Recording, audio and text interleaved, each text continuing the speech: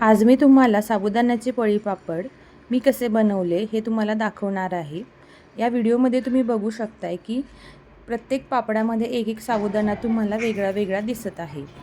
तर साबुदाणा आणि बटाट्याचे हे पळीपापड 4 ते 5 दिवस मी कडकडीत उन्हामध्ये वाळवून घेतले आणि आता तुम्हाला या व्हिडिओमध्ये मी ते तळून पण दाखवलेले आहेत। तिप्पट फुलतात आणि खायला देखील खूप छान लागतात। उपवासासाठी तुम्ही हे बनवू शकता। नमस्कार, आज आपण बनवणार आहे साबुदाण्याचे पळीपापड। तर या ग्लासच्या मापाने 3 ग्लास साबुदाणा मी भिजत घातला होता। साबुदाणा रात्रभर चांगला भिजवून घेतलेला आहे। आता तो आपण या मोठ्या पातेल्यामध्ये काढून घेऊया।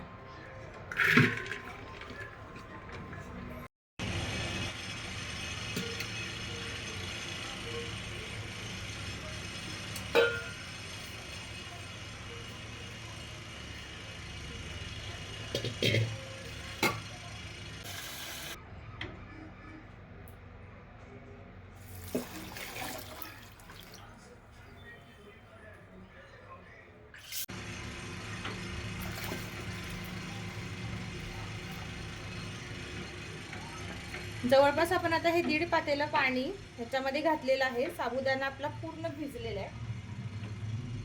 साबुदाण्याच्या वरती बरोबर एवढं आपण पाणी घातलेलं आहे। आता हा साबुदाणा आपण शिजायला ठेवूया।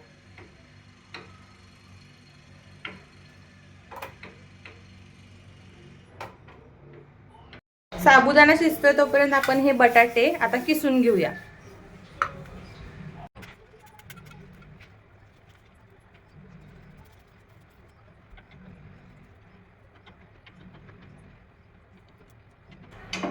साबुदाणा शिजवत असताना मध्ये मध्ये त्याच्यामध्ये चमचा फिरवत राहा, जेणेकरून खाली पातेल्याला साबुदाणा चिकटणार नाही। साबुदाणा आता शिजत आलाय, हे बघा घट्टपणा जाणवत आहे त्याच्यामध्ये। मग अशी पातळ होतं, आता हे घट्ट होत आलेलं आहे। साबुदाणा शिजत आलाय। तर आता यात आपण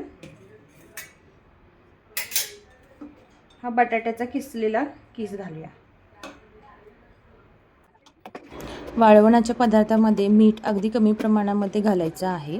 मी यामध्ये अगदी 2 चमचे फक्त मीठ घातलं आहे। फक्त व्हिडिओमध्ये ते दाखवायचं राहून गेलं।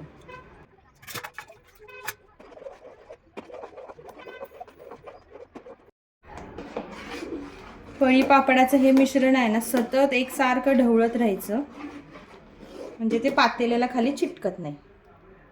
हे बघा, थोडाफार साबुदाणा राहिलाय।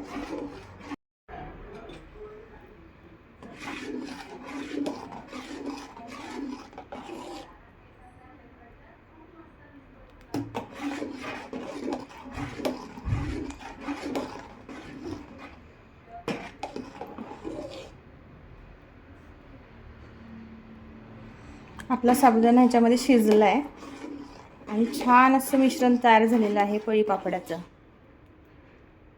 आता हे किंचित थोडंसं गार झाल्यावरती आपण ह्याचे पापड घालून घेऊया। म्हणजे जोपर्यंत आपण वाळवण घालायची तयारी करतोय, कागद वगैरे अंतरतोय, तेवढ्या वेळामध्ये हे छान रेस्ट होतं।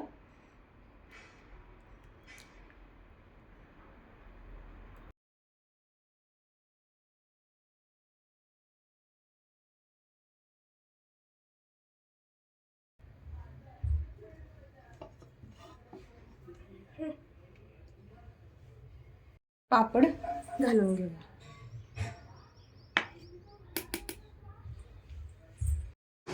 अशा पद्धतीने पळीपापड एका प्लास्टिकवरती घालून घेतले। व्हिडिओ तुम्हाला कसा वाटला हे मला नक्की कमेंट करून सांगा। आणि अजून जर तुम्ही चॅनल सबस्क्राईब केले नसेल तर चॅनल नक्की सबस्क्राईब करून घ्या।